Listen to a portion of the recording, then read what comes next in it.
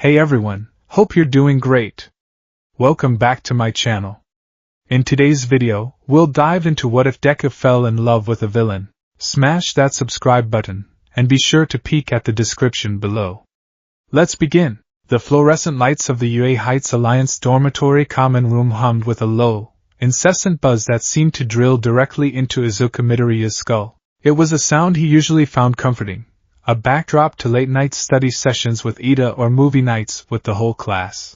Tonight, it was a torment, each oscillation a thrumming reminder of the pressure that had settled over him like a physical shroud. His notebook, Hero Analysis for the Future, number 13, lay open on the low table before him. The page was a chaotic mess of frantic scribbles, diagrams of his own shoot style, and crossed-out calculations for how to better regulate One for All. It was supposed to be productive.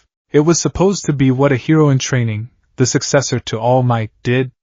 But the words swam before his eyes, mocking him. Every bone in his body ached with a deep, phantom throb. It wasn't the good, satisfying ache of a successful training session with Gran Torino, or a sparring match against Bakugo. It was the ghost of shattered limbs, the memory of his fight with Muscular, a brutal, terrifying reminder of the razor's edge he walked. He could feel the memory of it under his skin, a constant, low-grade fever of anxiety. And then there was the weight. It wasn't just the secret of One for All, a burden heavy enough to bow the shoulders of a man far greater than him. It was the knowledge that came with it, the image of All Might, skeletal and bleeding, pointing a finger not at a villain, but at a television camera, at him, and declaring, "You're next," was burned onto the inside of his eyelids.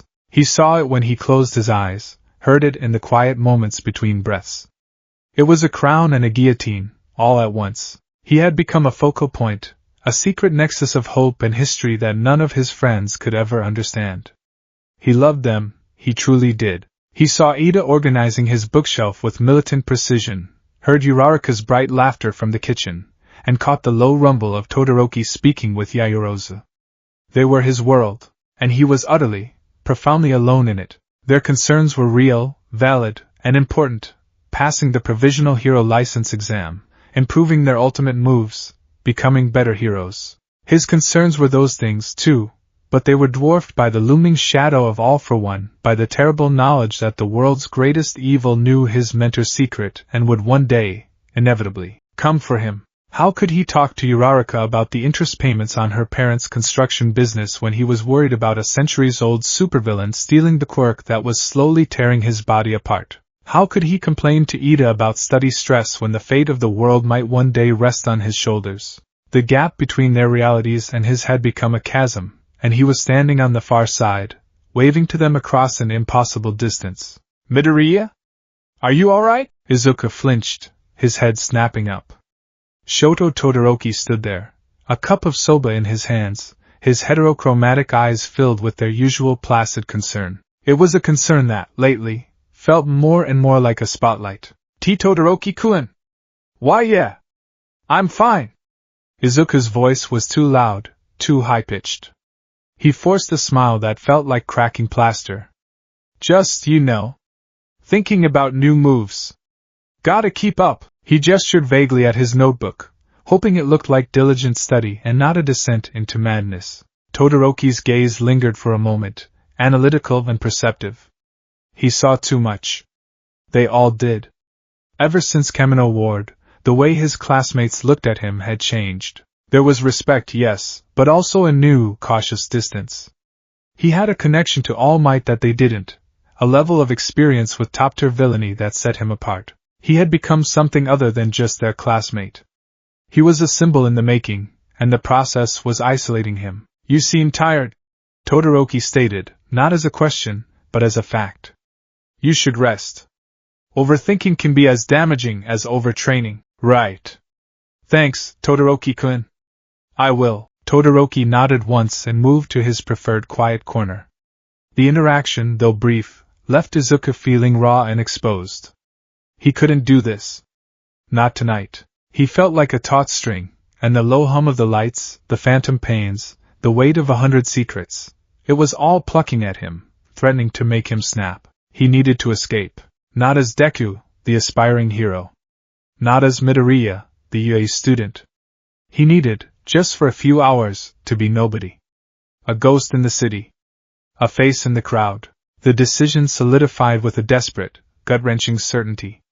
He quietly closed his notebook, the sound deafening in his own ears. He stood up, his movements stiff, and made his way to his room. He ignored the questioning look Kirishima sent his way, a look that said, "You okay, man?" He couldn't answer that. He didn't know the answer himself. In his room, surrounded by the suffocating all-might memorabilia that once brought him so much comfort, he stripped off his Yui tracksuit. It felt like shedding a skin. He pulled on a pair of plain, dark jeans and a simple, anonymous gray hoodie. No logos, no hero branding, nothing that screamed Yui high. He pulled the hood up over his unruly green hair, tucking it away. Looking in the mirror, he saw a pale, tired boy with shadows under his eyes. He was blessedly, wonderfully unremarkable. With a deep breath, he slipped out of his room, moved silently down the corridor, and left the dorms. The cool evening air was a balm on his heated skin. He didn't have a destination in mind, just a direction, away. He walked to the nearest train station, his shoulders hunched, his hands shoved deep into his pockets. He bought a ticket for a local line, one that snaked its way out of the hypermodern central wards and into the city's older, quieter veins. The train car was half empty, filled with the quiet fatigue of the end of the day. A woman in a business suit slept with her head against the window. A pair of high school students, not from a hero course but a normal public school, giggled over their phones. A man read a physical newspaper, the crinkle of the pages a soothing, analog sound. Izuku sank into a seat, pulling his hood down further. Here, he wasn't Deku. He was just another passenger, another tired soul heading home or heading out. The rhythmic clack-clack, clack-clack of the train on the tracks was a lullaby, and for the first time in weeks, the frantic hamster wheel in his brain began to slow. He watched the city transform through the window. The gleaming chrome and glass towers of the central district, home to the biggest hero agencies, gave way to smaller, more practical buildings. The advertisements featuring Endeavor and Hawks were replaced by local restaurant ads. The crowds thinned.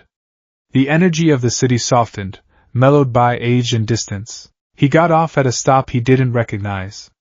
The station sign read Okibadori. Falling Leaves Street. It was part of the Okiba ward, an older, more residential district that time seemed to have partially forgotten. The buildings were shorter, many made of brick and aged wood rather than steel and polymer. The streets were narrower, lined with ginkgo trees whose leaves were just beginning to hint at the yellow of autumn. It was perfect.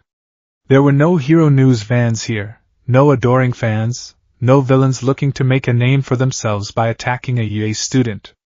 There was just life. The smell of ramen from a small noodle shop, the sound of a television from an open apartment window, the gentle murmur of conversations from passers-by. Izuku walked without purpose, letting his feet carry him. He was an observer, detached and anonymous. The anonymity was intoxicating. It was a relief so profound it felt like setting down 1,000-pound weight he hadn't even realized he was carrying. His shoulders, which had been permanently tensed up to his ears, began to relax. He took a deep, shuddering breath, the air tasting of asphalt, dust, and the faint, sweet scent of the ginkgo trees. He wandered down a side street, one even quieter than the main thoroughfare. It was here he saw it, tucked between a closed-down electronics repair shop and a laundromat. There was a small storefront that seemed to be from another era. The sign above, hand-painted in faded green letters, read, "The Bent Spine Book Cafe." The wood of the doorframe was dark and weathered, and a small, tarnished brass bell hung from a spring at the top. It looked quiet. It looked peaceful. It looked like a sanctuary. Driven by an impulse he didn't bother to question, he pushed the door open. The little brass bell chimed, a soft, pleasant sound that cut through the silence. The inside of the cafe was even better than he could have hoped. The air was thick with the rich, comforting scent of old paper, brewing tea, and a hint of cinnamon. The light was warm and low, cast by a few shaded lamps that hung over mismatched wooden tables. Bookshelves lined every wall from floor to ceiling, crammed with volumes of all shapes and sizes. They weren't organized with the crisp precision of a library. They were a chaotic, beloved jumble. A few patrons were scattered throughout the space, each cocooned in their own world, An old man reading a thick historical text, a young woman typing silently on a laptop. It was the antithesis of UA High. It wasn't about power, or glory, or the future. It was about the quiet, eternal present. Izuku felt a wave of calm wash over him. He ordered a simple iced tea from the quiet, elderly man behind the counter, his voice barely a whisper. He found a small, secluded table in a corner, partially hidden behind a bookshelf overflowing with poetry collections. He sat down, the wooden chair creaking softly, and took a slow sip of his tea. The bitterness was grounding. He let his eyes drift around the room, simply taking it all in. And that's when he saw her. She was sitting at a table near the center of the room, yet she seemed to have her own bubble of intense reality around her. The first thing he noticed was the vibrant splash of color from her oversized, mustard yellow sweater. It was a cheerful, jarring note in the cafe's muted palette. Her pale blonde hair was pulled up into two messy, lopsided buns, with stray strands framing her face. She was hunched over a sketchbook, her focus absolute. One hand held a charcoal pencil that flew across the page with a life of its own. The other was curled into a fist, pressed against her cheek in concentration. She looked like an art student, completely absorbed in her work. There was an intensity to her posture, a coiled energy that was captivating. He couldn't see her face clearly, but he could see the fierce, singular dedication in the line of her back and the angle of her head. For a moment, he felt a pang of something like envy. To be so lost in a passion, so free from the world's expectations, it was a beautiful thing. He took another sip of his tea, content to just sit in the quiet and let the world fade away. He was starting to feel human again. Maybe this was all he needed, a small moment of peace, a brief respite before he had to pick the weight back up. He let his head rest against the bookshelf behind him, closing his eyes. The moment was, of course, too good to last. After 10 minutes of blissful quiet, he decided to get a refill. He stood up, his body still humming with a nervous energy he couldn't quite shake. As he navigated the narrow space between tables, his foot caught on the leg of a chair he hadn't seen. He stumbled, lurching forward, his arm flailing out to catch his balance. His hand connected squarely with the half-full glass of iced tea he was still carrying. Time seemed to slow down. He watched in horror as the glass tipped, arcing through the air in a perfect, terrible trajectory. It landed with a clatter and a splash directly on the table of the girl in the yellow sweater. Brown tea and ice cubes exploded across her sketchbook. A universe of apologies died in Izuku's throat. He froze, his entire body rigid with mortification. Oh no. Oh no no no no no. He had not only disturbed the one person who seemed as lost in their own world as he wanted to be, but he had also ruined her work. Her beautiful, focused work. He finally found his voice, a strangled squeak. Oh my gosh! I am so sorry! I didn't see, I tripped, I'm so sorry! He fumbled for the napkins on his own table, his hands shaking as he tried to sop up the mess, only succeeding in smearing the wet charcoal lines on the page into a gray, watery disaster. He was making it worse. He was a catastrophe. The girl finally looked up from her ruined drawing. And all the air left Izuku's lungs. Her face was heart-shaped, framed by those messy blonde strands. Her eyes were wide and golden, the color of honey in the sun, and they were fixed on him with an unnerving intensity. He braced himself for the anger, the annoyance, the yelling. He deserved it, but it never came. Instead, a slow smile spread across her face. It was a wide, genuine smile that showed a hint of her canines. And then she laughed. It wasn't a small, polite chuckle. It was a full, throaty laugh, a sound of pure, unadulterated amusement. Whoops, she said, her voice a little husky, laced with the laughter. She looked down at the soggy, ruined page of her sketchbook. Well, I guess he was meant to have a more abstract ending. Izuku stared at her, dumbfounded. But your drawing! I ruined it! I'm so sorry. I'll buy you a new sketchbook. And more tea! I'll pay for everything! He stammered, bowing his head repeatedly. Hey, it's okay. She reached out and gently patted his arm. Her fingers were cold. Don't worry about it. It was just a sketch. She tilted her head, her smile softening into something curious, her golden eyes scanning his face. You look like you're having a worse day than my drawing is. Her directness was disarming. He stopped bowing and finally met her gaze properly. Up close, her eyes were even more intense. They weren't just looking at him. They seemed to be looking into him, seeing the frantic anxiety he was trying so desperately to hide. It's been a long day, he admitted, his voice small. Tell me about it. She sighed, leaning back in her chair. She gestured to the chair opposite her. The old man will take forever to mop this up. You might as well sit, unless you're in a rush to go spill drinks on other unsuspecting artists. There was a teasing lilt in her voice. Izuku felt a flush creep up his neck, but for the first time, it was from simple embarrassment, and not soul-crushing panic. He hesitantly sat down. I'm Izuku, he said, then immediately regretted it. He was supposed to be anonymous. Izuku, she repeated, tasting the name. Her smile widened again. I like it. It's a nice name. I'm Yui. It was a lie, but Izuku had no way of knowing that. To him, she was just Yui, the strange, forgiving girl in the book cafe. So, what had you so worked up that you attacked my poor, defenseless table? She asked, propping her chin on her hand. I didn't mean to. I'm kidding, Izuku-kun. She giggled.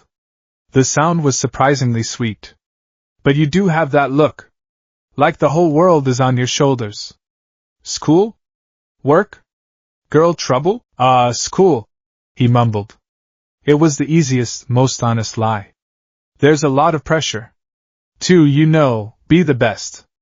To be what everyone expects you to be. The words came out before he could stop them, a raw truth slipping past his defenses. Yui's eyes lit up with a flicker of something he couldn't decipher. Recognition? Understanding? That? The pressure to be normal. She said the word normal like it was a bad taste in her mouth. Or whatever version of normal people want you to be. It's so boring, isn't it? And so hard. Izuku's eyes widened. Yes. That's exactly it. It's like you have to wear a mask all the time, and it's exhausting. Masks? She exclaimed, leaning forward with sudden excitement. I love masks. But the invisible ones are the worst. The ones where you have to pretend to feel things you don't, or hide the things you do feel because they're weird or too much for other people. She was articulating the very core of his current agony.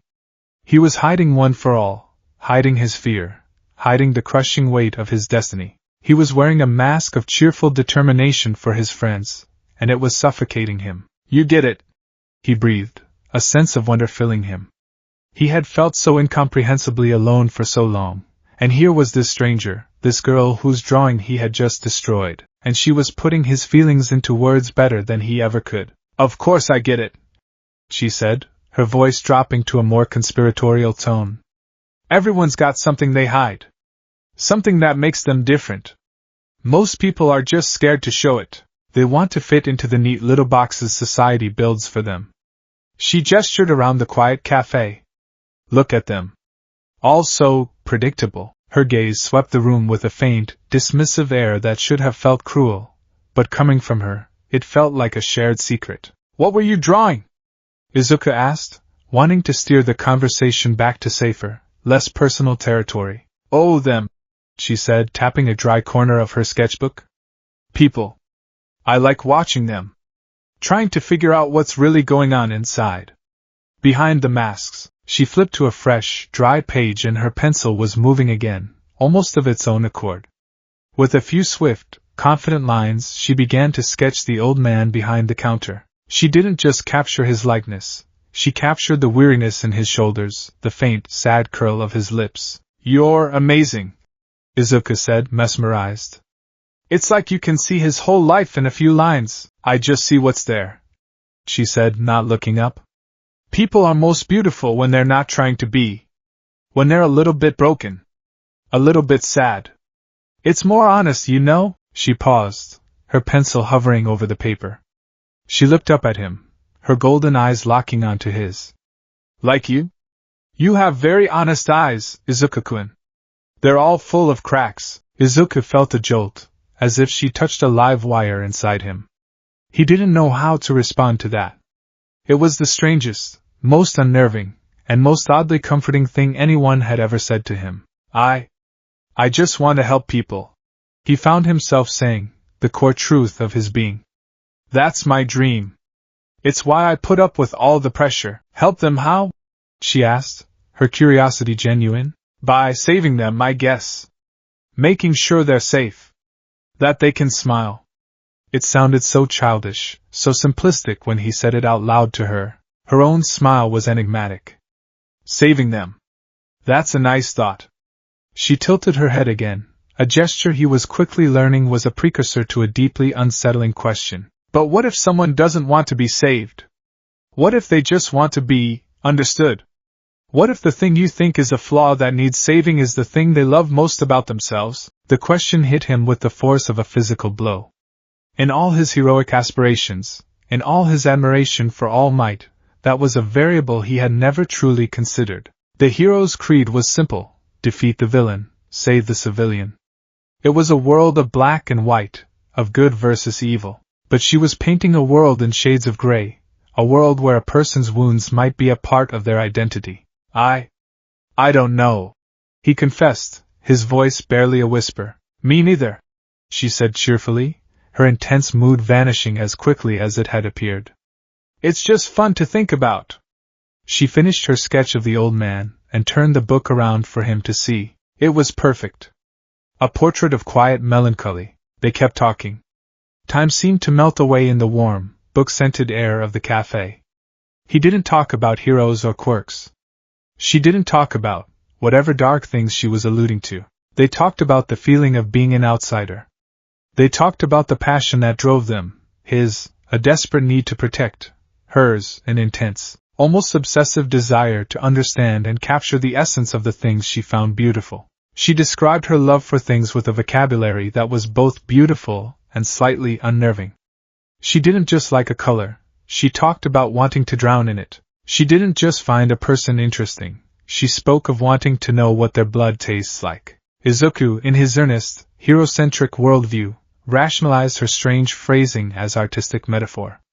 When she talked about blood, he thought of its symbolic meaning, life, passion, sacrifice. He didn't for 1 second consider the chillingly literal interpretation. He was so starved for a genuine connection, for someone who saw the cracks in his facade and wasn't scared away, that he willingly ignored the small, sharp edges of her personality. He was so used to analyzing threats that he completely failed to recognize one sitting right in front of him, disguised in a yellow sweater and a disarming smile. He found himself laughing, a real, genuine laugh that came from his belly. He couldn't remember the last time he had laughed like that. He felt light. The weight on his shoulders hadn't vanished, but it had lessened, shared for a moment with this strange, intense, wonderful girl. This Yui? He eventually glanced at the clock on the wall, and his heart sank. It was late. He had been gone for hours. He had to get back before Aizawa-sensei did a room check and discovered him missing. I have to go, he said, the words tasting like ash. He didn't want to leave. He wanted to stay in this quiet, timeless bubble with her forever. Oh. For the first time, a flicker of genuine disappointment crossed her face. It was a small, fleeting expression, but it made Izuku's heart do a strange, painful flip. Okay, I'm really sorry again about your sketchbook, he said, standing up. Don't be, she said, her bright smile returning. It led to this. It was a good trade. She tore the sketch of the old man from her book and held it out to him. Here. A souvenir of our little disaster. He hesitated. I couldn't take it, she insisted, her eyes gleaming. I want you to have it. So you don't forget me. He slowly took the drawing from her. Her cold fingers brushed against his, and a shiver ran up his spine. It wasn't unpleasant. It was just electric. Thank you, Yui-san, he said, bowing his head slightly. It was really nice to meet you. You too, Izuku-kun. He gave her one last, small smile and turned to leave. He felt her eyes on his back the entire way to the door. As he stepped out into the cool night air, the little brass bell chiming his departure, he felt a profound sense of change. The world didn't seem as hostile. The pressure was still there, but it was manageable. He had a secret now. Not All Might's secret, not the burden of one for all, but his own. A secret meeting in a quiet cafe with a girl named Yui. A secret that made him feel, for the first time in a long time, like a normal person with a complicated, interesting life. He walked back to the train station with a spring in his step, the drawing clutched carefully in his hand. He felt lighter than he had in months, a dangerous, thrilling buoyancy in his chest. He was already thinking about when he could come back, when he could see her again. Inside the cafe, Himiko Toga watched him go. The moment the door chimed shut, the soft, curious smile on her face vanished, melting away like a wax sculpture held to a flame. The Yui persona, the carefully constructed mask of a quirky, harmless art student, dissolved into nothing. Her eyes, which had been wide and innocently curious, narrowed into sharp, predatory slits. The golden color seemed to darken, to glitter with a hungry, obsessive light. A real smile, a much wider and more terrifying one, stretched her lips, revealing the sharp points of her canines. She looked down at the table. The spilled tea had mostly been cleaned up by the slow-moving owner, but a small, brownish smudge remained on the edge of her sketchbook, right where his hand had been. Slowly, reverently, she reached out one finger and touched the stain. It was almost dry. She brought her fingertip to her lips, her tongue darting out to taste the faint, lingering bitterness of the tea that had touched his skin. A delighted, ecstatic shiver racked her small frame. She had just been sketching, bored, looking for something, anything, interesting in this dull, sleepy part of the city. And then he had stumbled into her life. Izuka Midoriya. She had recognized him instantly from the sports festival, from the news reports on the hero killer. She knew exactly who he was, the boy who bled so beautifully, who fought with such glorious, reckless abandon. The boy who was so important to Stain. The boy who was All Might's favorite. He was even better up close. So much passion, so much pain, all bottled up behind those big, green, honest eyes. He was adorable. He was fascinating. He was beautiful. She giggled, a low, unhinged sound that was utterly alien to the quiet atmosphere of the cafe. The old man behind the counter shot her a nervous look, but she didn't notice. Her world had narrowed to a single, thrilling point of focus. She had found a new favorite thing. She picked up her charcoal pencil, her grip tight. On the page where she had sketched the sad old man, she now drew a heart. It was a messy, lopsided, ugly thing. She filled it in with frantic, dark strokes, pressing so hard the tip of the pencil snapped. Then, with the broken shard, she stabbed a small hole right through the center of the paper. She looked at the name she had written in her mind, the name he had so trustingly given her. Izuka-kun. Himiko Toga whispered to the empty room, the name a sigh, a promise, and a threat.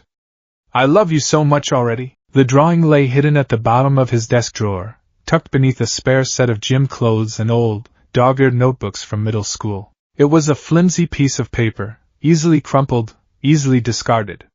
But to Izuku, it felt as heavy and as significant as a slab of granite. The sketch of the sad old man from the cafe, rendered in startlingly expressive charcoal, was a tangible piece of evidence. It was proof that the encounter with Yui hadn't been a dream, a strange, feverish hallucination brought on by stress and exhaustion. She was real. That feeling of lightness, of being seen and understood, was real. And that was the problem. The week following his clandestine trip to Okiba Ward was a study in contrasts, a painful bifurcation of his life. By day, he was Deku, the ever-striving Yui student. He threw himself into his training with a renewed, almost frantic vigor. He spent an extra hour after class practicing his shoot style, the impacts of his iron-soled boots against the training pads echoing a rhythm of penance. He needed to be stronger, faster, better. He was All Might's successor. He had a duty. Every drop of sweat, every strained muscle was an affirmation of his heroic path, a desperate attempt to wash away the memory of the quiet cafe. He sparred with Kirishima, their grunts and shouts filling the gymnasium. He took notes during Aizawa's lectures with meticulous care. He ran drills with Ida, pushing his stamina to its absolute limit. From the outside, he was the model student, more focused than ever. But inside, his mind was a tempest. During a one-on-one session, All Might, in his skeletal form, watched him practice maintaining one for all, full cowling.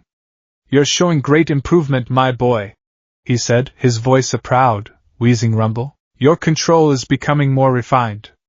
But your thoughts, they seem distant, Izuku faltered, the green lightning flickering around him for a moment.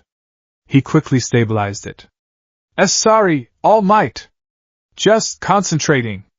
Trying to think about the provisional license exam. It was a plausible lie, and All Might accepted it with a nod, but the scrutiny in his mentor's deep-set eyes made Izuku feel like a fraud. He was thinking about the exam, but he was also thinking about messy blonde hair and honeygold eyes. He was thinking about a husky laugh and the startling cold of her fingers. He was replaying their conversation, dissecting her strange, insightful words. You have very honest eyes, Izuku-kun. They're all full of cracks. No one had ever said anything like that to him. His friends saw his determination. His teachers saw his potential. Villains saw a target. She had seen the damage. And she hadn't recoiled. She had called it beautiful. The thought was a dangerous siren's song, pulling him toward a rocky shore. Every evening, the common room felt less like a home and more like a stage. He would sit with his friends, a book open in his lap, and feel a pane of glass separating him from them. Uraraka would tell a funny story about her internship, her cheeks round and pink with laughter, and Izuku would smile and laugh at all the right moments. But his laughter felt hollow in his own ears. Her world, full of bright, straightforward optimism, felt a million miles away from the complex, shadowy thoughts Yui had stirred in him. He was lying to them all, not just with his secrets about One for All, but with a new, more personal dishonesty. He was pretending to be the same earnest, uncomplicated Deku they had always known, while a part of him was tethered to a girl in a book cafe in a forgotten corner of the city. The internal debate raged for 4 agonizing days. It was a one-time thing, the responsible, heroic part of his brain insisted.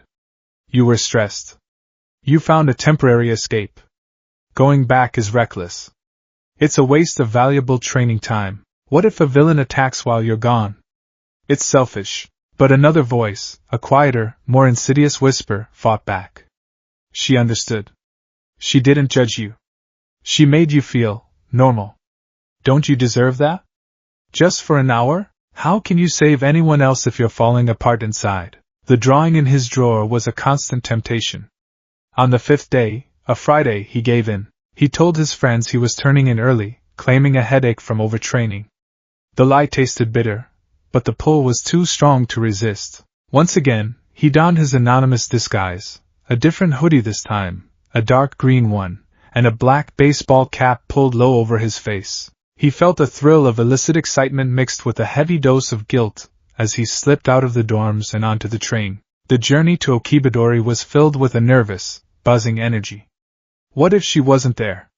The thought sent a pang of genuine disappointment through him. It was a ridiculous notion, to expect a stranger he met once to be waiting for him, but the hope was there, undeniable and strong. What if she was there? What would he say? Would it be as easy as before, or would it be awkward and forced? He pushed open the door to the bent spine book cafe, the little brass bell chiming its familiar, gentle welcome. The comforting smell of old paper and tea washed over him. He scanned the room, his heart pounding a frantic rhythm against his ribs. And there she was. She was in the exact same spot, at the same table, wearing another oversized sweater, this one a soft, pale blue. Her hair was in the same messy buns. She was sketching again, her focus just as absolute as it had been the first time. It was as if she had never left, a permanent fixture in this timeless place. A wave of relief so powerful it made him dizzy washed over Izuku. He took a hesitant step forward. As if sensing his presence, she looked up, and her golden eyes locked with his. A slow, delighted smile spread across her face. I was wondering if you'd come back, Izuku-kun, she said, her voice a low, pleased hum. It felt less like a question and more like a confirmation. As if his return was an inevitability she had been patiently awaiting. I was in the area, he lied, his cheeks flushing. He walked over to her table, feeling clumsy and oversized. I hope I'm not bothering you. You could never bother me, she said, gesturing to the chair opposite her. Sit. The tea here is especially good today. He sat, his earlier anxiety melting away under the warmth of her uncomplicated acceptance. It was happening again, that feeling of peace, of rightness. "So," she began, setting her pencil down and giving him her full attention. "How was your week of trying to be the best?" There was a gentle, teasing quality to her question, but also a layer of genuine curiosity. "Stressful," he admitted, the single word encompassing a universe of unspoken anxieties. "There's just so much to learn. So much to do. It feels like if I stop for even a second, I'll fall behind forever. And you can't have that, can you?" she mused, her eyes searching his. "You have to keep moving forward. To save everyone." He nodded, feeling that familiar, powerful urge to unburden himself. "I want to be a hero who can make everyone feel safe. A hero who is always smiling, no matter how hard things are, so that they don't have to be afraid." He was paraphrasing All Might, the words a sacred creed. To his surprise, Yui didn't respond with awe or admiration. She just tilted her head, her expression thoughtful. "That's a beautiful dream. But what if safe is boring to some people? What if the thrill is what makes them feel alive?" "But people can get hurt," Izuku argued, confused. "Being a hero is about preventing that." "Of course," she said, her tone smooth and placating. "But I'm talking about love. Passion. Don't you ever just love something so much you feel like you could consume it? Like you want to take it all inside you and make it a part of you forever?" She leaned forward, her eyes glowing with a fervent light. "I just love people so much sometimes, I feel like I could drink them up," she finished with a little sigh of contentment, as if this were the most normal, relatable sentiment in the world. Izuku blinked. He processed the words, "drink them up." It was an odd phrase. A visceral, intense phrase. But coming from her, from this girl who seemed to feel everything on a cosmic scale, he interpreted it through an artistic lens. It was a metaphor. A powerful, poetic expression of overwhelming affection. It was the way an artist who saw the world in such vibrant, emotional color would talk about love. It wasn't literal. It couldn't be. I guess I've never thought of it like that," he said, a small, uncertain smile on his face. "It's a very passionate way of looking at things. It's the only way to look at things that matter," she replied, her smile widening. She was pleased with his answer. He had passed some unspoken test. That second meeting set the precedent. Over the next 2 weeks, Izuku's secret life solidified into a fragile routine. Twice a week, on Tuesdays and Fridays, he would make his pilgrimage to Okibadori. He developed a system of excuses, extra credit study sessions at a public library, visiting a non-existent sick aunt in a nearby ward, needing to buy specialized training gear he couldn't find near campus. Each lie was a small, sharp stone in his gut, but the reward of his time with Yui felt worth the self-inflicted pain. Their conversations were his sanctuary. They never spoke of specifics. He never mentioned Yui or One for All, and she never talked about her family or where she lived. Their talks were grander, more philosophical. They were two outsiders dissecting the world from the safety of their booth. They talked about quirks, but only in the abstract. He described the pressure of having a powerful one, the constant fear of losing control. She listened, fascinated, and spoke of quirks as the ultimate expression of a person's true self. "They're not just powers," she'd said one afternoon. "They're the part of your soul that's showing on the outside. Why would anyone want to suppress that? It's the most honest part of them." Another time, they talked about loneliness. He confessed, in a roundabout way, how it felt to be surrounded by friends but still feel completely isolated. She had simply nodded, her eyes full of a profound, ancient understanding. "It's because they can't see the real you, Izuku-kun," she had whispered. "They only see the mask you show them. But when you find someone who loves the face under the mask, that's everything." Her words resonated so deeply they hurt. He was beginning to crave her validation, her unique perspective. She was the only person who saw his struggles not as a weakness to be overcome, but as an interesting, essential part of him. This new, secret part of his life inevitably began to create cracks in his old one. The change was subtle at first, but his friends, perceptive as they were, started to notice. "Deku-kun, are you feeling okay?" Uraraka asked one day, cornering him by the vending machines. Her round, kind face was creased with concern. You seem far away lately. If you're worried about the license exam, we can study together. I found some great flashcards. Her offer was so pure, so genuinely kind, that it sent a spear of guilt through him. A few weeks ago, he would have jumped at the chance, his face lighting up. Now, he just felt a weary sense of distance. How could he talk to her about flashcards when his mind was still wrapped around Yi's latest pronouncement that true beauty requires a little bit of madness? Oh. Thanks, Uraraka-san, but I'm okay, he said, forcing a bright smile. Just got a lot on my mind with my ultimate moves. You know how it is. Lots of thinking. He saw a flicker of hurt in her eyes before she masked it with her own smile. Oh, right. Of course. Well, the offer's still open if you change your mind. He watched her walk away, rejoining Ida and Tsuyu, and the chasm between them felt wider than ever. He was developing feelings for Yui. It wasn't the same sweet, fluttering crush he had on Uraraka. That felt like sunshine, like a warm, safe daydream. This was different. This was a storm. It was dark and thrilling, a magnetic pull towards something unknown and dangerous. It was addictive. He was sharing a part of his soul with Yui that he wouldn't, share with anyone at UA. And he felt monstrously guilty for it. The most intense meeting happened on a rainy Tuesday evening.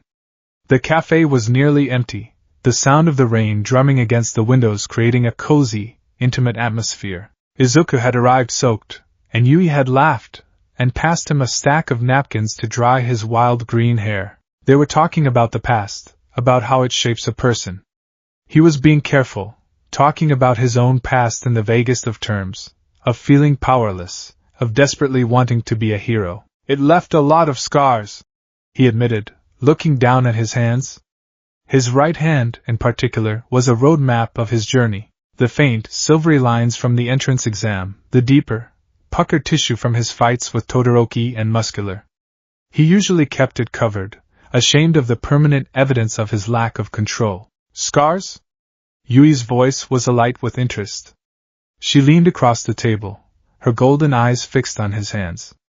Can I see? Hesitantly, he held out his right hand.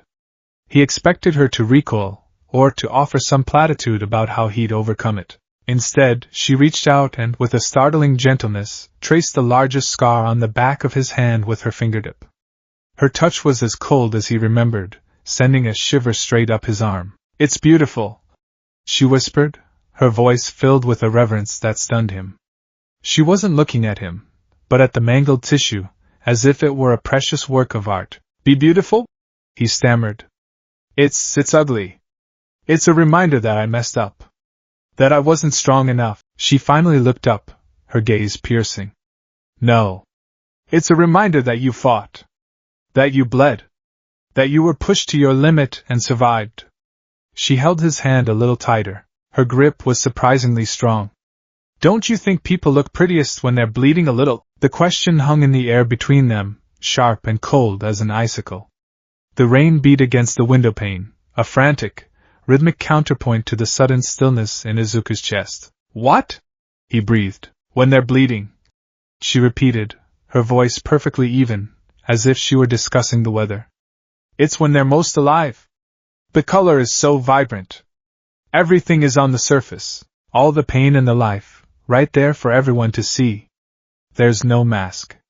It's the most honest a person can ever be. A cold dread, stark and absolute, trickled down Izuku's spine.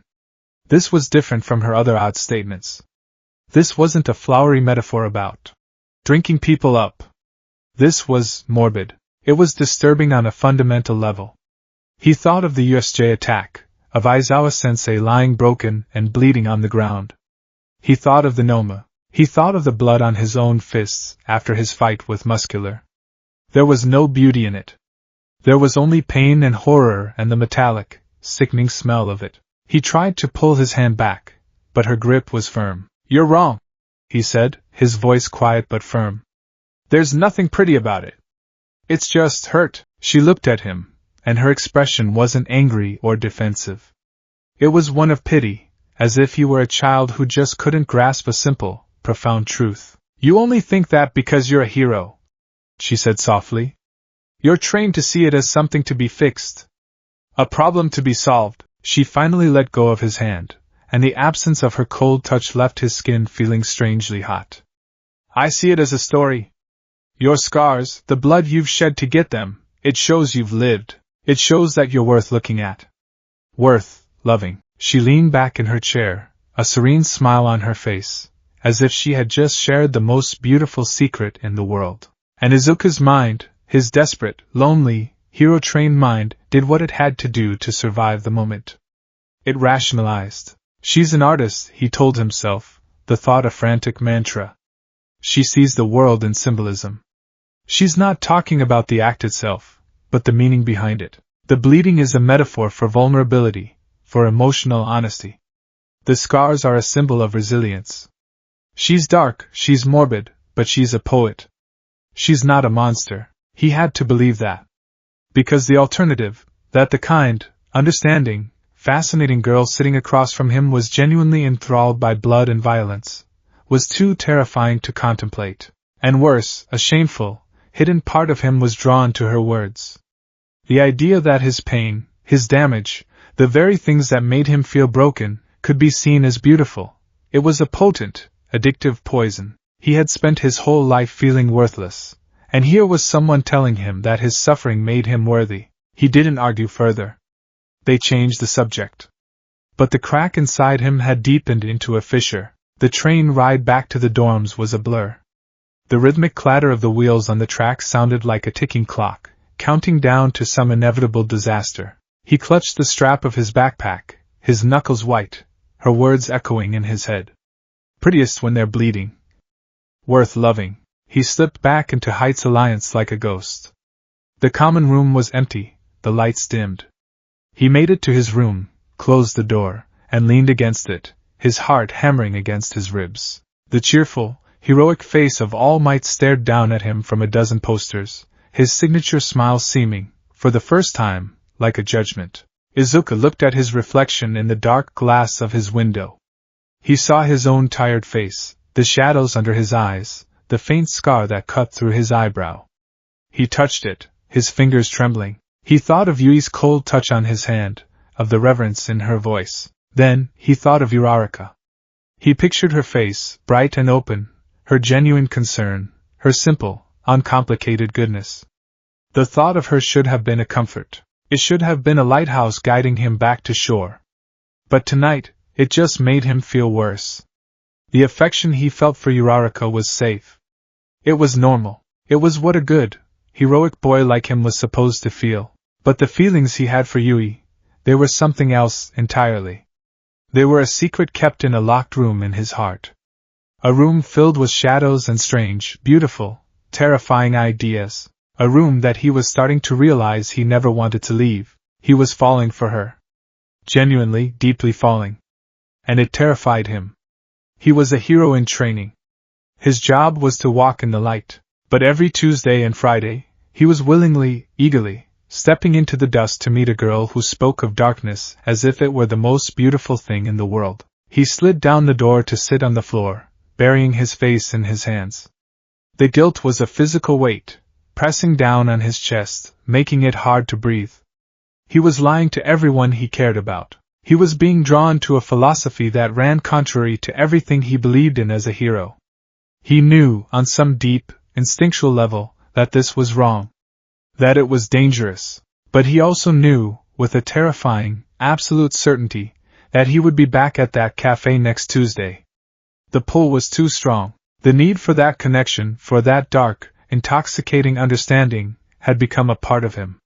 He was cracking, and he was letting it happen. The following Friday felt different. A palpable tension hummed in the air, a static charge that had nothing to do with Kaminari accidentally shorting out the toaster again. The provisional hero license exam was looming, a monolith on the horizon of their academic lives. The atmosphere in the UA dorms was thick with a mixture of anxiety and fierce determination. Ida was leading group study sessions with the fervor of a drill sergeant, Kirishima was practically living in the gym, and Bakugo's explosion seemed even more volatile than usual, a percussive expression of his own high-strung nerves. Izuku was caught in the current, swept along by the collective focus. He spent the morning in a grueling sparring session with Ojiro, his mind a whirlwind of feints, counters, and strategic analysis. He was trying, with every fiber of his being, to be present. To be Deku. To push aside the unsettling echoes of his last conversation with Yui. Prettiest when they're bleeding. The words were a dissonant chord in the heroic symphony of his life, a melody he couldn't get out of his head. He countered one of Ojiro's tail swipes with a sharp kick, the impact jarring him, and for a split second, he saw golden eyes instead of his classmate's focused gaze. He shook his head, reprimanding himself. Focus. This is what matters. Protecting people. Becoming a hero. That's real. The book Cafe, Yui, their strange and intoxicating conversations, that was a side story. A dangerous indulgence. He knew it. He told himself that today would be the last time. He would go, say a quiet goodbye, and then dedicate himself completely to the exam. He needed to sever the connection before it severed something vital within him. It was the responsible choice, the heroic choice. The lie was so fragile he was surprised it didn't shatter on his tongue. As evening approached, he went through the familiar ritual. The excuse of a headache, the anonymous hoodie, the furtive journey to the train station. This time, the guilt was sharper, the sense of transgression more acute. He was actively deceiving his friends during a time when they were supposed to be banding together. The weight of it pressed down, but the pull of the cafe, the magnetic draw of her, was stronger. He was an addict chasing a fix, and the self-loathing that came with that realization was a bitter pill to swallow. The Okibadori district was bustling. The end of the work week had brought people out onto the streets. The noodle shops were full, their windows steamy and inviting. The gentle, quiet atmosphere Izuku had first fallen in love with was replaced by a more vibrant, communal energy. It was nice, but it set him on edge. More people meant more variables, more chances for something to go wrong. He pushed open the door to the bent spine, the bells chime a familiar greeting. The cafe was more crowded than he'd ever seen it. He scanned the room, his heart giving a familiar, nervous lurch. He found her in their usual spot. She was wearing a simple, dark red turtleneck that made her pale skin look almost luminous in the warm lamplight. She wasn't sketching today, she was just watching the door, a small, patient smile on her face. A smile that widened the moment she saw him. It was as if she had been waiting, utterly certain of his arrival. The sight of it both thrilled and terrified him. "I saved you a seat," she said as he approached, her voice a low purr that cut through the background chatter of the cafe. "I had a feeling you'd need it today. It's busy," he said, sliding into the chair. He felt a strange sense of possessiveness over the space, this table. Their sanctuary, Friday night. She shrugged, a gesture of casual dismissal. "Everyone's trying to forget the week. Trying to find a little moment of peace." She echoed the very words he had used to describe his first visit, and it sent a jolt of connection through him. "Are you here to forget something, Izuku-kun?" Her golden eyes searched his, and he felt that familiar sensation of being peeled open, layer by layer. "Just trying to clear my head," he mumbled. "Big test coming up." "Ah, the test to see if you're good enough," she said, her voice laced with a faint, mocking sympathy. "To see if you fit into their little box." "I hope you fail," Izuku recoiled slightly. "What? Why would you say that?" "Because it would be so much more interesting," she said with a laugh, leaning forward. "Imagine you, free from all their rules and expectations. Think of what you could become. Not a hero shaped by a committee, but just you. Raw and powerful. Don't you ever get tired of playing their game?" Her words were a direct assault on the very foundation of his dream. To be a licensed hero, to be recognized and sanctioned by society, that was the goal. It was the only way to save people legally and effectively.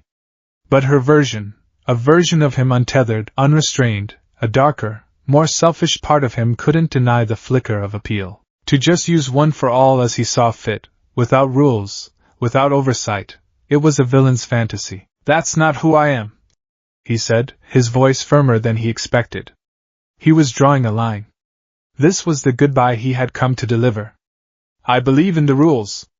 They're there to protect people. Rules are just suggestions for the boring." She sighed, leaning back, but the smile never left her face.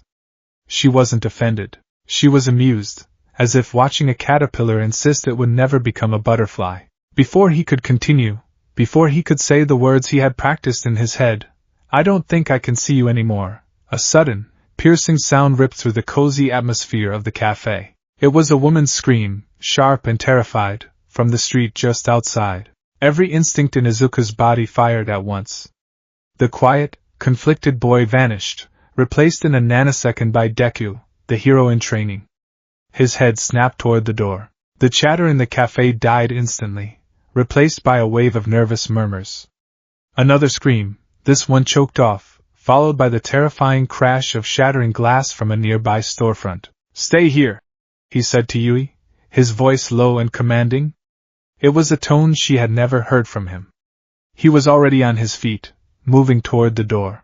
All thoughts of their conversation, of his planned goodbye, evaporated like mist in the sun. There was only the mission: assess the threat, protect the innocent. "Izuku-kun, wait!"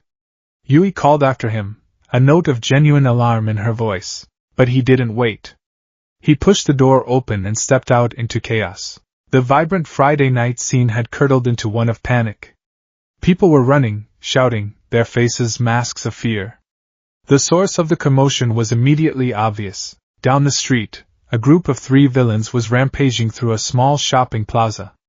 They weren't high-level threats, not League of Villains caliber, but they were dangerous and destructive. One was a hulking brute with rock-like skin, gleefully tearing lampposts from their foundations. Another was a lithe woman with long, prehensile hair that whipped through the air like steel cables, snagging purses and tripping fleeing civilians. The third was a man in a cheap, theatrical magician's costume, pulling razor-sharp playing cards from thin air and flinging them with deadly accuracy into shop windows and signs. They were low-level thugs, disorganized and focused on petty theft and causing terror. But people were in danger. A child had fallen and was crying in the middle of the street. An elderly couple was frozen in fear, directly in the path of the rock villain. Izuku's mind went into overdrive. No pro-heroes on the scene yet. Response time in a quiet ward like this will be slow. I don't have my license. I can't engage directly. But I can't do nothing. He ducked into a dark alleyway, his heart pounding with a mixture of fear and adrenaline. He tore off his civilian hoodie and cap, stuffing them into a trash can. He was in a plain t-shirt and jeans, but it didn't matter. He activated One for All, full cowling, the familiar green lightning crackling to life around him. It felt like coming home. This was his true skin. "Run! Get to safety!" he yelled, his voice amplified by the power coursing through him. He zipped past the crying child, scooping him up in a blur of motion and depositing him into his mother's arms a block away. "Get inside and call the police!" He was a green thunderbolt. He moved through the chaos, not fighting, but mitigating. He pushed the elderly couple out of the way of a falling lamppost. He used a burst of air pressure from a kick to knock the razor cards off course, embedding them harmlessly in a brick wall. He was hurting the civilians, creating a perimeter, buying time. It was the right thing to do. The smart thing to do. He saw the villains take notice of him. The rock brute grunted, pointing a stony finger. "A Yui brat!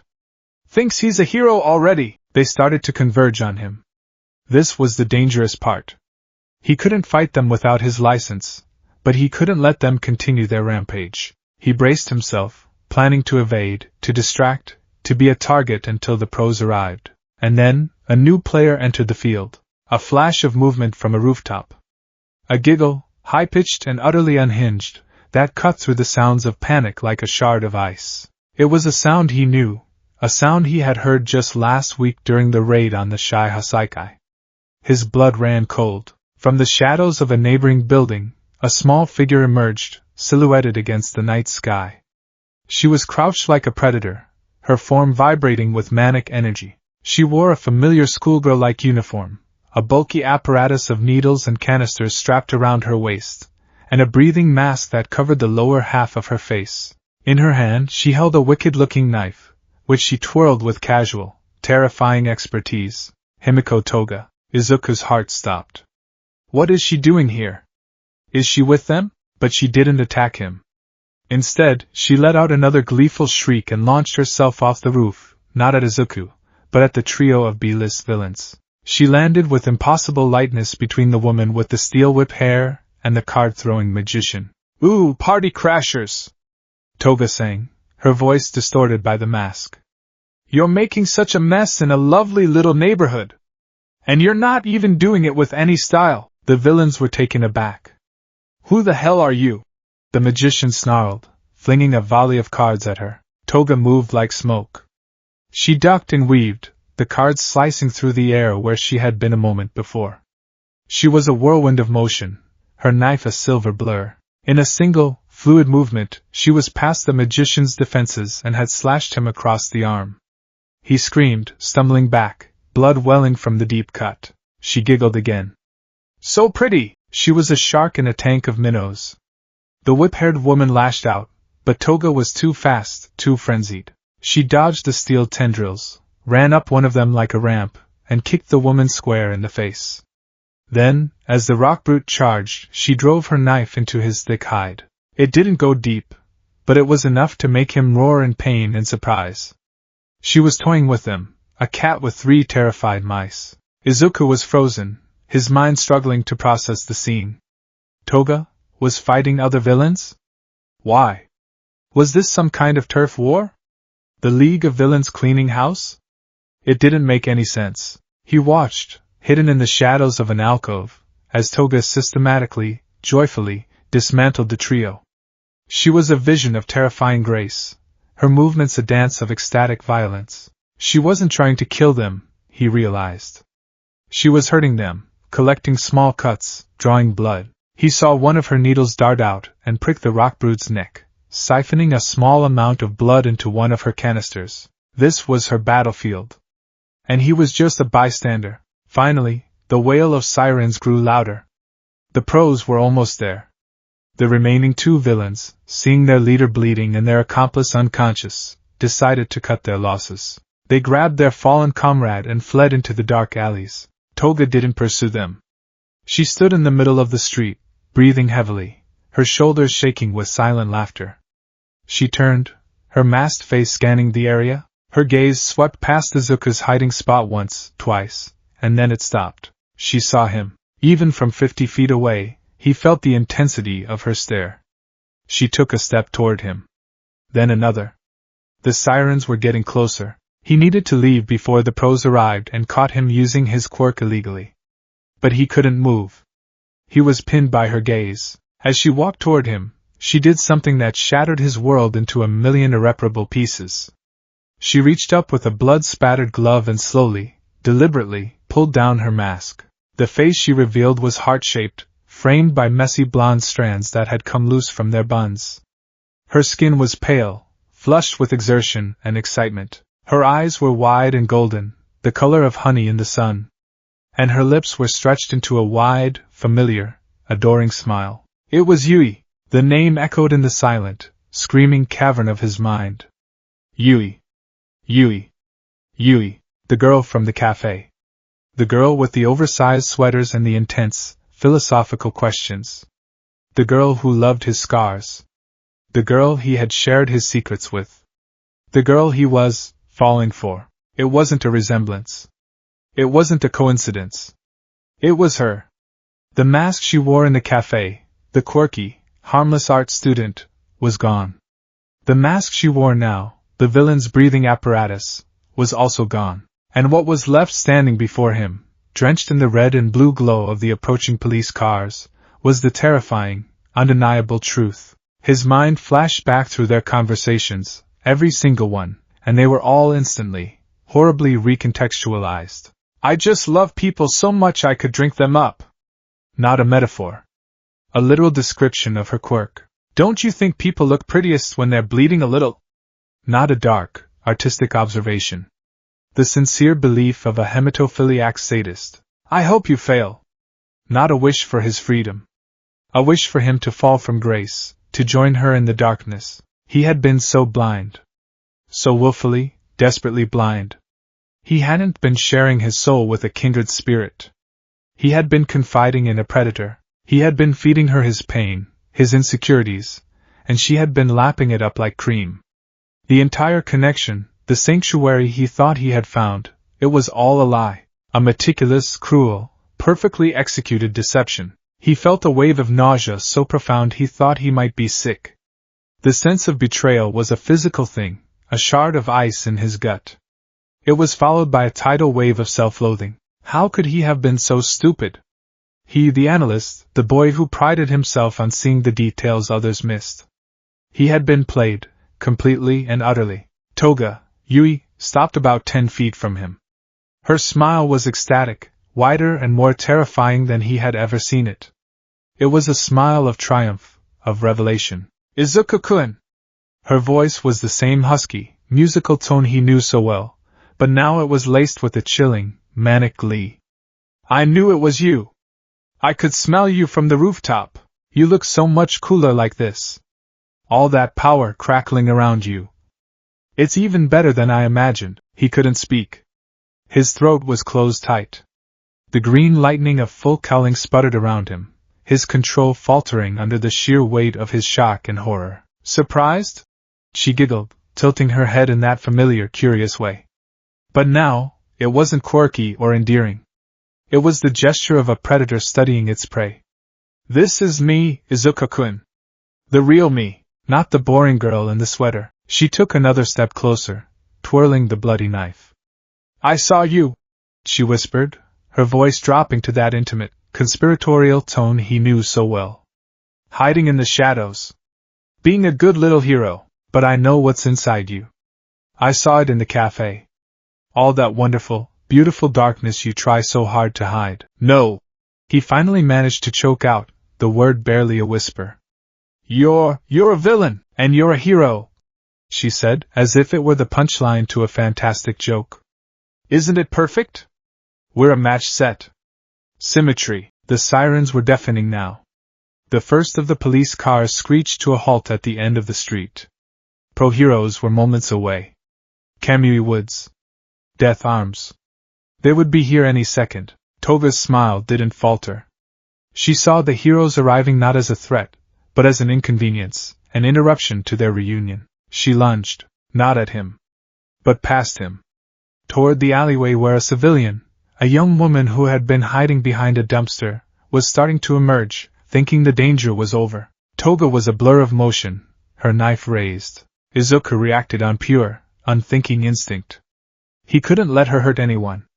He moved, intercepting her, his body a green shield between Toga and the civilian. He didn't attack, he just blocked, his arm coming up to parry her knife hand. Their bodies collided. For a moment, they were tangled together, a maelstrom of his green lightning and her dark glee. He was stronger, but she was slippery, unpredictable. Her face was inches from his, her golden eyes blazing with a crazed, adoring fire. Oh, you're so warm when you're all lit up, she sighed, a breath of ecstasy against his cheek. She wasn't fighting him to kill, or even to wound. She was fighting him to touch him, to feel the power coursing through him, to be close to him in the heat of battle. It was a violent, twisted dance. She pressed closer, her lips near his ear. Her voice was a hot, terrifying whisper that would haunt his nightmares for the rest of his life. See? This is the real me. Do you still like me now? The question was a knife of its own, twisting in the raw, gaping wound of his betrayal. Do you still like me now? Did he? His mind screamed no. She was a monster. A murderer. But his heart, his stupid, treacherous heart hesitated. It remembered the feeling of being understood, the lightness, the laughter. It remembered the girl in the cafe, and it couldn't reconcile her with the monster in his arms. That hesitation, that split second of internal conflict, was all the opening she needed. With a final, delighted giggle, she disengaged, spun around him, and drove the butt of her knife into the shoulder of the approaching Kamui Woods, who was just starting to extend his lacquered wood arms. It wasn't a serious blow, but it was a perfect distraction. In the ensuing confusion, as the other heroes focused on their fallen comrade, she slipped away. She melted back into the shadows of the alleyways she knew so well, but not before turning to look at him one last time. Her face was a portrait of pure, unadulterated joy. She brought 2 fingers to her lips, pressed a kiss to them, and then blew it toward him across the crime scene. A kiss sealed in blood and betrayal, and then she was gone. Izuku was left standing in the middle of the street, the green lightning of full cowling flickering and dying around him. The sirens, the shouting heroes, the crying civilians, it all faded into a dull, distant roar.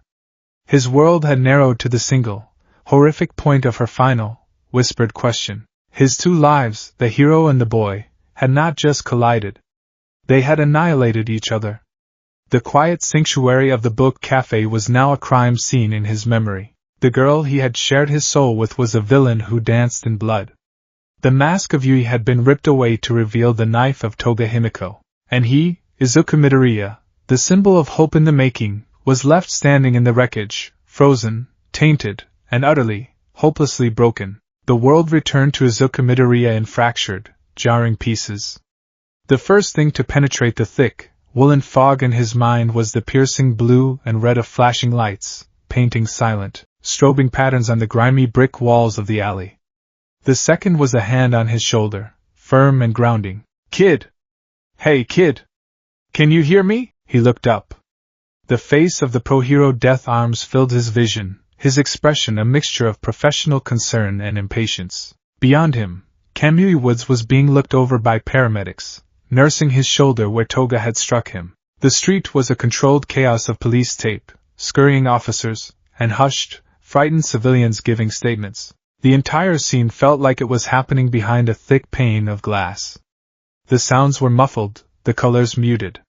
His own body felt distant, a vessel he was piloting from a great, hollow distance. "Ah, yes," Izuku heard himself say.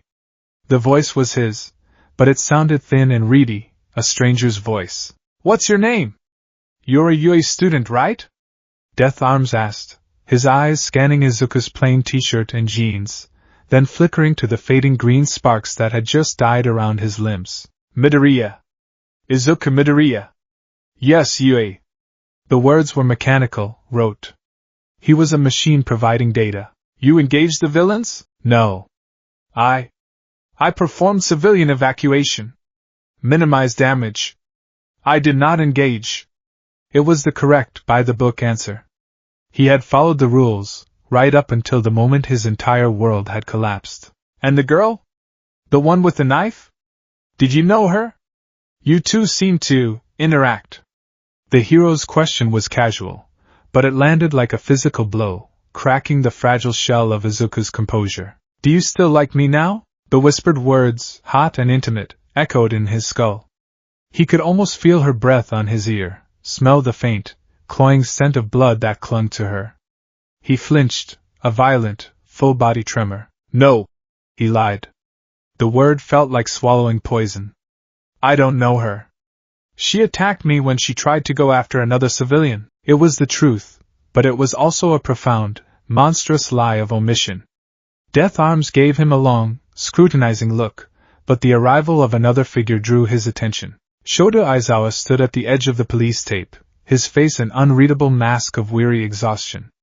His capture weapon was loose around his neck, and his dark eyes swept over the scene, missing nothing. They landed on Izuku, and the intensity of his gaze was a physical weight. He wasn't looking at a student, he was looking at a problem. "I'll take it from here," Aizawa said to the other pros, his voice a low monotone that commanded authority. He walked over to Izuku, his footsteps unnervingly silent. He didn't ask what happened. He didn't ask if Izuku was okay.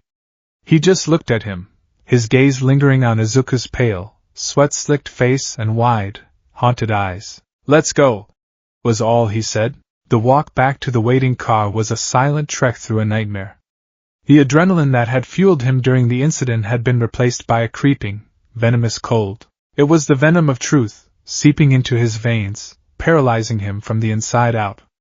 He felt Aizawa's presence beside him, a silent, walking judgment. He didn't dare look at his teacher. He just focused on putting one foot in front of the other, each step an monumental effort. The ride back to campus was suffocating. Izuku stared out the window, but he didn't see the passing city lights. He saw a collage of horrifying images, Yui's gentle smile in the cafe, melting into Toga's bloodthirsty grin. The sketch of the sad old man, its charcoal lines smearing into bloody streaks, her cold fingers tracing his scars. Her bloody knife twirling in the flashing lights. Symmetry. The beautiful word was now the ugliest sound in his vocabulary. When they arrived at Heights Alliance, Aizawa walked him to the door of the dorm. "Get some sleep, Midoriya," he said, his voice flat. "We'll talk tomorrow." It wasn't a suggestion. It was a summons. Izuku nodded numbly and slipped inside. The common room was quiet, most students having turned in. A few of his classmates were there, Ida, Uraraka, and Todoroki, watching the late news. A breaking report about the villain incident in Okiba Ward was on the screen. 3 suspects fled the scene, while a 4th, unidentified female villain also escaped after briefly clashing with the initial perpetrators and a UE student who was in the vicinity. Uraraka's head whipped around as he entered. "Deku-kun! You're okay. We heard there was an incident near where you said you were going to study." Her face was a canvas of pure, unadulterated relief and concern. It was too much. Her goodness, her genuine care. It was like pointing a floodlight at the filthy, secret shame cowering in the corner of his soul. He couldn't face it. He couldn't face her. "I'm fine," he said, his voice rough. He didn't meet her eyes. He didn't look at any of them. "Just tired. Long night." He walked past them, ignoring Ida's concerned call of his name, and went straight to his room. He closed the door, cutting off the world, and leaned against it, his body trembling uncontrollably. He was a liar. He was a fool. He was tainted. The All Might posters on his wall seemed to mock him, their heroic smiles a testament to a standard he could now never hope to reach. He had willingly befriended a murderer. He had been enchanted by her. Sleep, when it finally came, was no escape. It was a torture chamber. He dreamt he was back in the cafe, the air thick with the smell of old books and brewing tea. Yui was sitting across from him, sketching his face. "You have so many pretty cracks," she was saying, her voice a sweet melody. Then she looked down, and he saw she wasn't holding a charcoal pencil. She was holding her knife, and she was carving the lines directly into the paper, which had become his own skin. He tried to scream, but when he opened his mouth, only blood and tea leaves spilled out. He woke up with a strangled gasp, his sheets soaked in a cold sweat. The hero's crisis had begun. The following days were a slow, grinding descent. Izuku Midoriya ceased to exist. In his place was a ghost, a hollow automaton going through the motions of a life that no longer felt like his own. His performance at UA, once his singular focus, plummeted with catastrophic speed. In combat training, he was a disaster. His movements, usually so analytical and increasingly precise, became reckless and sloppy. He fought with a desperate, punishing aggression, as if trying to beat the thoughts out of his own head. He pushed his body past its limits, not in the name of improvement, but in a clear, painful act of self-flagellation. He took hits he should have dodged, misjudged distances he would have known by heart a week ago, and his control over full cowling was erratic, flickering like a faulty light bulb. "Midoriya! What is wrong with you?" Bakugo screamed at him after a sparring match where Izuku had practically walked into a right hook. "You're fighting like a goddamn amateur. Are you looking down on me?" Izuku just looked at him with empty eyes, tasting blood from a split lip, and said nothing. The physical pain was a welcome distraction, a brief, sharp reality that cut through the endless loop of memories. His friends tried to reach him, their attempts clumsy but sincere. Ida tried to lecture him on the importance of a regular sleep schedule. Kirishima tried to coax him into extra training, his usual cheerful grin faltering in the face of Izuku's vacant stare. Todoroki would simply watch him from across the common room, his heterochromatic eyes narrowed in silent, analytical concern. The worst was Uraraka. She would approach him with a hopeful look, asking if he wanted to have lunch or review notes, and he would flinch away, muttering an excuse before practically fleeing the room. Her hurt, confused expression was a fresh stab of guilt every single time. How could he sit with her, so full of light and goodness, when he felt like he was drowning in a cesspool of his own making? He was contaminated. He had to keep them away, lest the stains spread. His isolation became his armor, and his prison. He was a pariah by his own design. His waking hours were a torment of obsessive recollection. He sat in class, staring at the blackboard, but Aizawa's words were just a meaningless drone. His mind was a cinema, playing his conversations with Yuya on a loop. But now, he had the director's commentary of cold, hard truth. Everyone's got something they hide. Something that makes them different. At the time, it had felt like a profound statement about the human condition. Now, he heard it for what it was, a villain's justification. A way of grooming him, of making him feel comfortable with the idea of dangerous secrets. I see it as a story. Your scars show that you're worth looking at. Worth loving. This one hurt the most. It had been the most potent poison. She had taken his deepest shame, the physical proof of his failures, and reframed it as something beautiful. She had validated his pain. He realized now that she hadn't been admiring his resilience. She had been admiring the violence that caused the scars. She loved the damage, not the survivor. She loved the victim, not the hero. And the most damning realization of all, he had let her. He had been so lonely, so crushed by the weight of his own secrets, that he had ignored every single blood-red flag she had waved in his face. He had been a willing participant in his own deception because the lie she offered was so much more comforting than the truth of his isolation. He had betrayed himself. He had betrayed All Might's trust. He wasn't just a fool, he was a selfish, weak-willed fool. The self-loathing was a physical entity, a black hole in his chest, consuming everything. This couldn't be the end of it.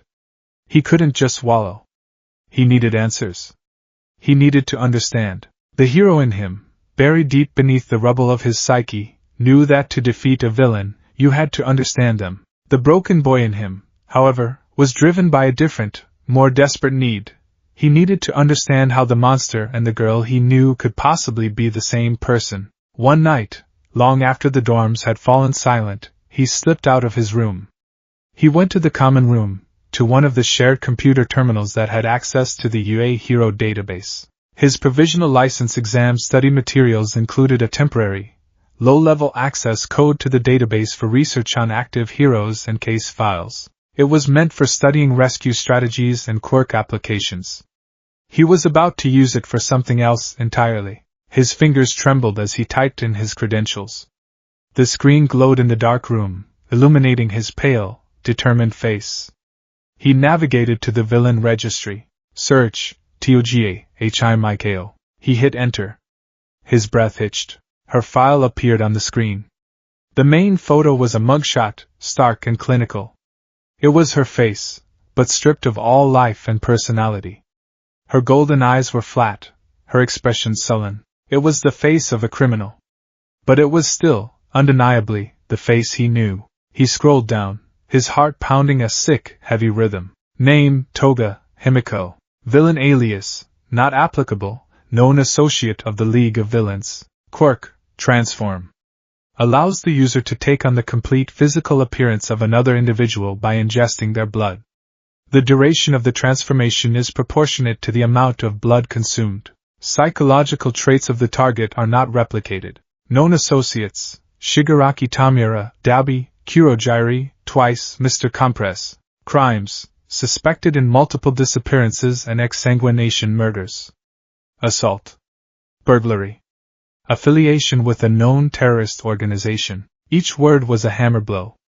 Exsanguination murders. He had sat across from her, laughed with her, shared his feelings with her.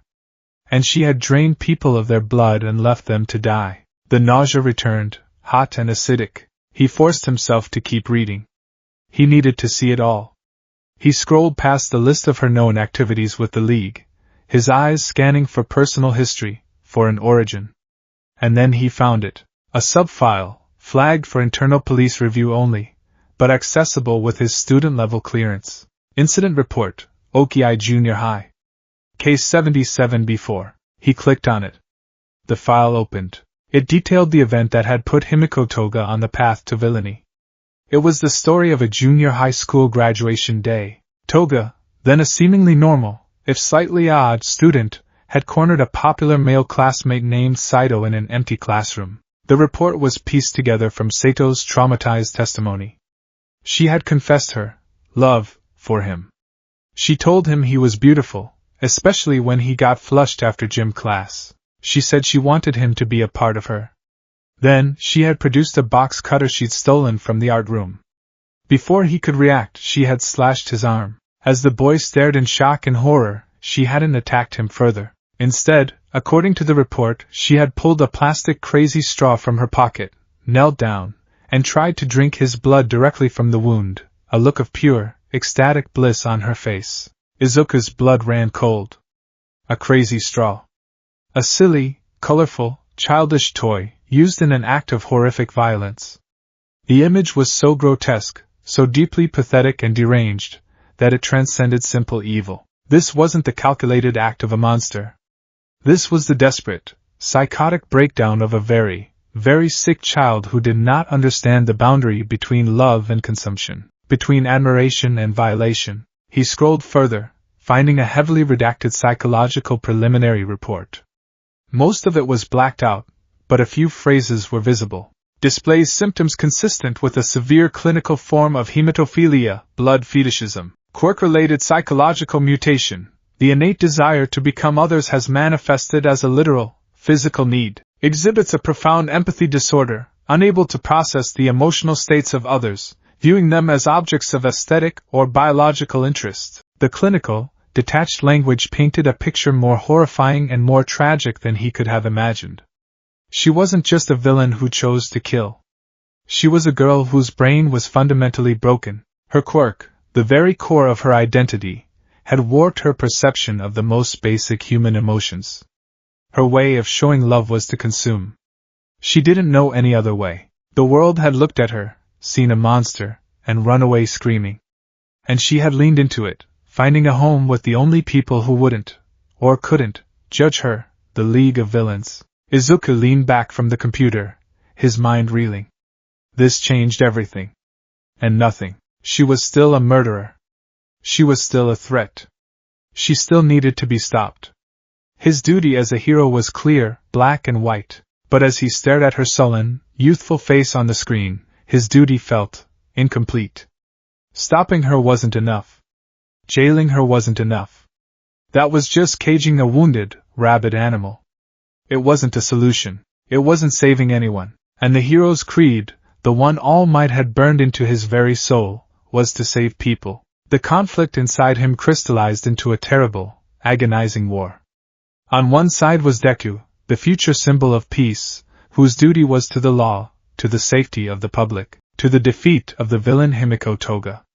On the other side was Izuku, the boy who had sat in a cafe and felt understood, who now saw not a monster, but a deeply broken, mentally ill girl who had never been taught how to love properly. A girl who needed to be saved from herself. And he, with his quirk meant to save, with his bleeding heart and his pathological need to help everyone, how could he turn his back on her? How could he just write her off as a monster and be done with it? It felt like a betrayal of his deepest self. He didn't know how long he sat there, staring at the screen, trapped in the crossfire of his own internal war. The first hints of dawn were beginning to gray the sky when he finally logged out, his movements stiff and slow.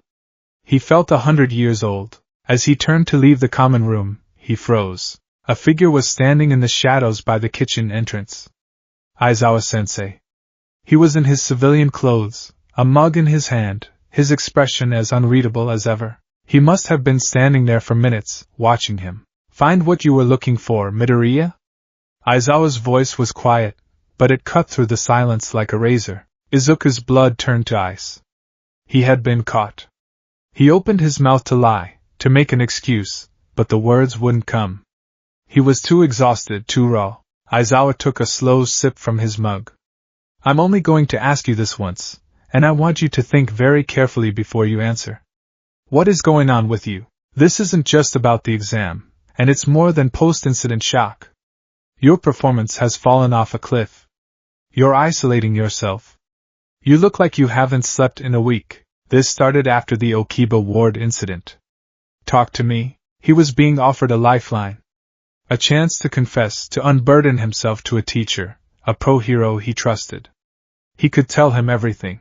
About the cafe, about Yui, about the deception, about the conflict raging inside him.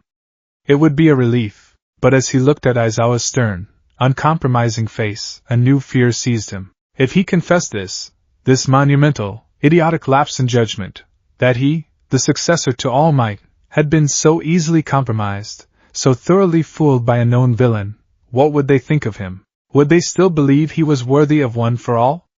Would All Might look at him with disappointment? The thought was more terrifying than any villain. The secret of his quirk was paramount. He couldn't risk anything that might jeopardize it. He couldn't risk them seeing him as a liability, as a flawed vessel for the world's greatest hope. He had to protect the secret. He had to handle this himself. It's nothing, Sensei, Izuku said, his voice a low croak. He couldn't meet his teacher's eyes, staring instead at a point on the floor. You're right, the incident shook me up more than I thought, and the pressure of the exam. I've just been in my own head. I'll pull it together. I promise. The silence that followed was heavy and suffocating. Aizawa took another long, slow sip of his coffee. Izuku could feel his teacher's gaze dissecting him, seeing the lie for the flimsy, pathetic thing it was. Finally, Aizawa sighed, a quiet hiss of exasperation. All right, Midoriya. Have it your way. He started to walk past him, then stopped, his shoulder almost brushing Izuku's. His voice dropped, low and intense. But let me tell you something. Whatever it is you're hiding, whatever secret you think is so important, they have a price. And in our line of work, that price is often paid in blood. Someone else's, if you're lucky. Yours if you're not. Fix this. Before I have to fix it for you. With that final, chilling warning, Aizawa walked away, leaving Izuku standing alone in the cold, gray light of dawn. The lifeline was gone. He had refused it. He was truly on his own now, more isolated than ever before. The secret of his connection to Toga festered inside him, a poison with no antidote. He had made his choice. He would carry this burden alone. He would walk this tightrope by himself. He would find a way to stop the villain. And he would find a way to save the girl. He had to. It was the only way he could save himself.